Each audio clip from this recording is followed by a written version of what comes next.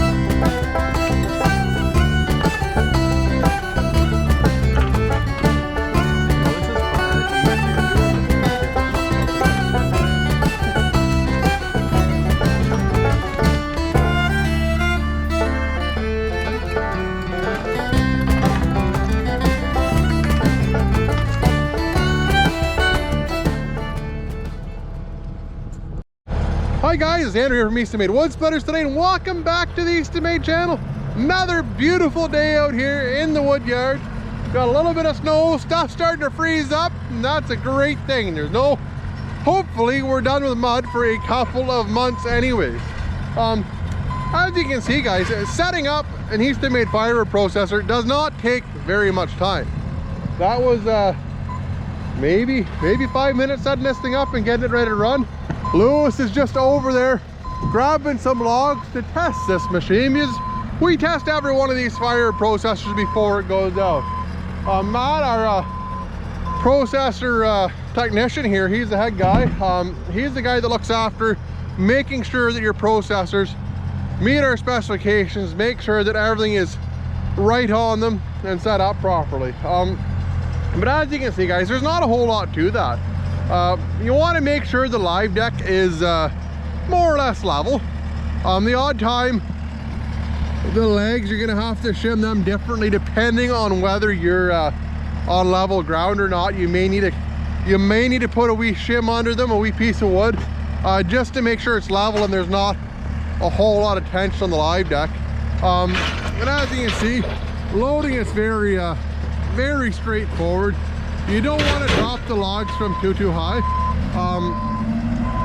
just because if you do, and I've only ever seen it a couple times, I don't know how guys have done it, but I have seen guys bend those legs. You can see that they're well supported in each end. I have seen it though. So when you're doing that, don't drop the logs from the sky if you can prevent it.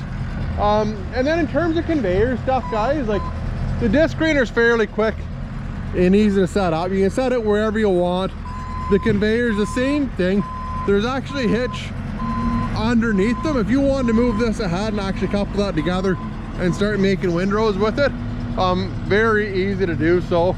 It also helps keep the debris off the ground. For us here at the shop, we're just testing these machines. There's no point in us spending a whole lot of time doing all that to get that all set up, but you can do that, and that way if you need to move the machine ahead, you can do that. And same as the attached conveyors, they just fold out guys.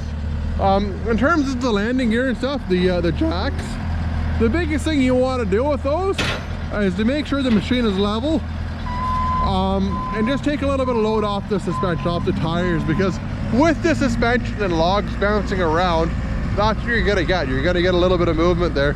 So as long as you take some of the pressure off the suspension, it's gonna make the machine a lot more stable for when you run it. And that's about it, guys. Honestly, like the whole setup is very quick. It's very easy, simple to set up.